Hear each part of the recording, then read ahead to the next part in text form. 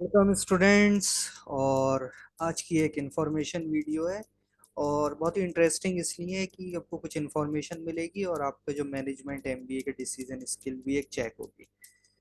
तो ये क्या वीडियो है, इसमें है कि भाई नीट 2022 नीट जैसा कि आप जानते हैं ऑल ओवर इंडिया एग्जाम होता है, मेडिकल एग्जाम जितने भी बच्चों को एमबीबीएस करना होता है या बीडीएस और भी अब बाकी जो कोर्सेज हैं बीयूएमएस बीएएमएस फार्मेसी वाले कोर्सेज, उसमें हर जगह नीट का स्कोर यूज होता है। तो नीट 12th के बाद होता है, एक साल वैलिडिटी होती है इसकी और इसका रिजल्ट आ गया नीट 2020 का। तो ये अभी सितंबर 7 में रिजल्ट डिक्लेयर किया था एनटीए ने, नेशनल टेस्टिंग एजेंसी ने। और इसमें जो इंटरेस्टिंग चीज है इसमें ये देखिए, this year Tanishka girl from Rajasthan is scored 715 720 का ये एग्जाम होता है, उसमें से 715 मार्क्स बन के उस टॉपर बनी। और ये first OBC non creamy layer की स्टूडेंट है जिसने नीट में पहली बार फर्स्ट रैंक ली है।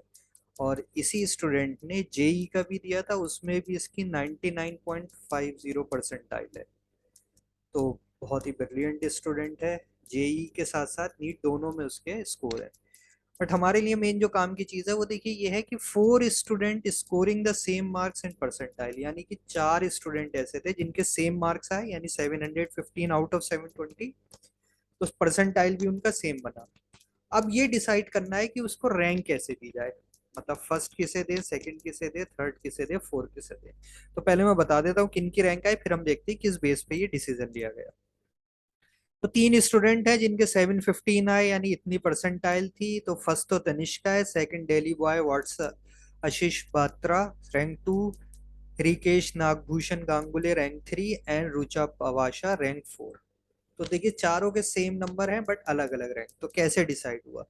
तो इसके लिए थोड़ा सा हम ये सोचते हैं कि ये वीडियो किस लिए है कि भाई ये मैंने अपने स्टूडेंट्स के लिए बनाई है जो आगे चल के फ्यूचर मैनेजर्स होने वाले हैं, बड़े बड़े उन्हें डिसीजन लेने हैं। तो आप ऐसे सोचिए कि एक एग्जाम है जिसमें 17 से 18 लाख स्टूडेंट बैठते हैं, 17 to 18 लाख स्टूडेंट्स बैठ रहे हैं।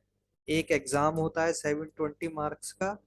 तो अगर टॉपर्स में 4-5 बच्चे एक साथ आ रहे हैं तो आप कैसे डिसाइड करेंगे कि किसको टॉपर बनाना है? तो आप 1-2 मिनट का जरा ब्रेक लेके सोचिए कि आप कैसे डिसाइड करेंगे। तो ये एक आपकी एक्सरसाइज है डिसीजन मेकिंग के लिए।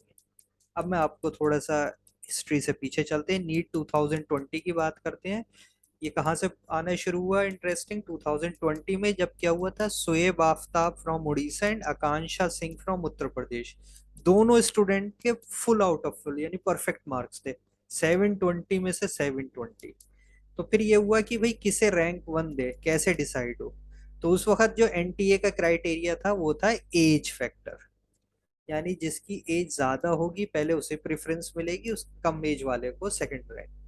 तो इसकी वजह से शोएब को फर्स्ट रैंक दी गई थी और आकांक्षा को ऑल इंडिया रैंक 2 मिली थी। बट इस रूल को एनटीए ने चेंज किया 2021 में और इस एज वाला फैक्टर हटा दिया। अब देखिए क्या फैक्टर लेके आए थे वो।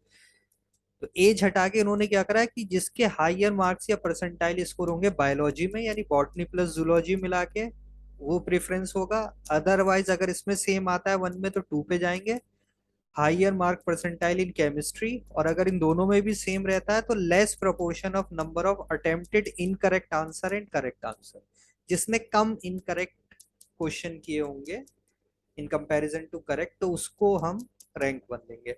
बट ये भी एनटीए का क्या हुआ, 2021 में फेल हो गया क्योंकि जो टॉप 3 कैंडिडेट्स थे उनके टोटल फिर से परफेक्ट मार्क्स थे, 720 आउट ऑफ 720। यानी उन्होंने बायोलॉजी में भी पूरे सही किए, केमिस्ट्री में भी सही किए और सारे के सारे सही किए, इनकरेक्ट तो कोई करा ही नहीं। तो तीनों क्राइटेरिया जो एनटीए ने बनाए थे, तीनों स्टूडेंट उसमें सेम रहे, इस वजह से क्या हुआ, तीनों को रैंक 1 देनी पड़ी। तो Mrinal Kuteri from Telangana, Tanmay Gupta from Delhi and Karthika Nair from Maharashtra को 80 percentile with perfect score 720 out of 720, और तीनों ज्वाइंट रैंक 1 मिला। तो ये तीनों ज्वाइंट रैंक 1 से क्यों बचना चाहते हैं? देखिए क्योंकि जब काउंसलिंग होती है तो रैंक वाइज बुलाया जाता है और उसमें लिमिटेड सीट होती है, तो अच्छी बात नहीं कि किसी की रैंक कंबाइन हो रही हो। तो इस बार 2022 में एनटीए ने क्या करा, चेंज कर दिया। इस बार 9 रूल्स ले आया वो। तो हायर मार्क परसेंटाइल बायोलॉजी सबसे पहले, उसके बाद केमिस्ट्री, उसके बाद फिजिक्स, उसके बाद ratio of correct incorrect to correct वाला, पहले बायोलॉजी में, फिर ऑल सब्जेक्ट्स में, फिर बायोलॉजी में, फिर केमिस्ट्री में, फिर फिजिक्स में। बट देखिए यहाँ तक के जितने क्राइटेरिया थे वो वही बात है, अगर किसी का परफेक्ट स्कोर आता है तो सारी चीजें सेम हो जाएंगी। तो अब डिसाइडिंग फैक्टर क्या है, candidate older in age, age वाला देखिए फिर से ले आए वापस। बट इन केस किसी का परफेक्ट स्कोर भी है और एज भी सेम है, तो मेन क्राइटेरिया बचेगा application number in ascending order, यानी जिसने पहले एप्लीकेशन भर दी है फॉर्म वो टॉपर हो जाएगा। तो भाई एप्लीकेशन फॉर्म जल्दी भरना भी इस बार एक क्राइटेरिया रखा गया।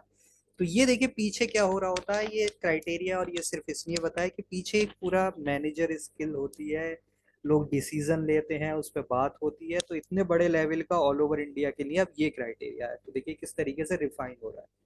तो इससे आप जैसे लोग ही सबके दिमाग होते हैं, यही मैनेजर्स के काम होते हैं, तो आप भी इसको सीखिए, समझिए कैसे होती चीजें।